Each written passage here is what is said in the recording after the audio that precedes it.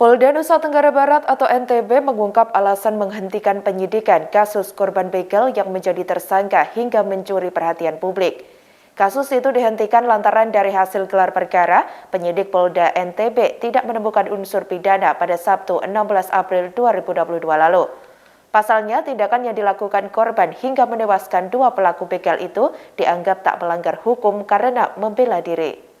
Dikutip dari tribunlombok.com pada Minggu 17 April 2022, Kapolda NTB Irjen Pol Joko Purwanto membenarkan keputusan tersebut. Ia mengatakan korban begal itu bernama Murtede alias Amak Sinta.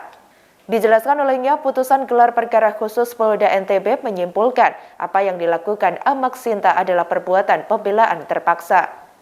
Kesimpulan itu diambil dari fakta-fakta gelar perkara khusus tim penyidik. Sehingga pada saat ini tidak ditemukannya unsur perbuatan melawan hukum baik secara formil atau material. Joko menuturkan putusan itu juga berdasarkan peraturan Kapolri nomor 6 tahun 2019 pasal 30 tentang penyidikan tindak pidana. Diketahui isi pasal tersebut adalah penghentian penyidikan dapat dilakukan demi kepastian hukum dan keadilan. Sebagai informasi, Murtede alias Amak Sinta sebelumnya ditetapkan sebagai tersangka oleh penyidik Polres Lombok Tengah. Dikabarkan Amak Sinta dianggap melakukan tindak pidana karena menewaskan dua orang dalam perkelahian sengit. Dilaporkan kejadian tersebut terjadi di Jalan Desa Ganti, Lombok Tengah pada Minggu 10 April 2022 lalu.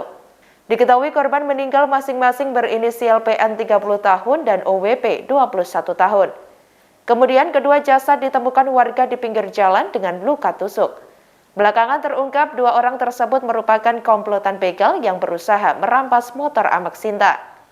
Selanjutnya, Polres Lombok Tengah kemudian menetapkan Amak Sinta sebagai tersangka karena melakukan pembunuhan.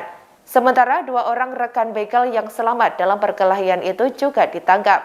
Diinformasikan masing-masing berinisial W 32 tahun dan H 17 tahun.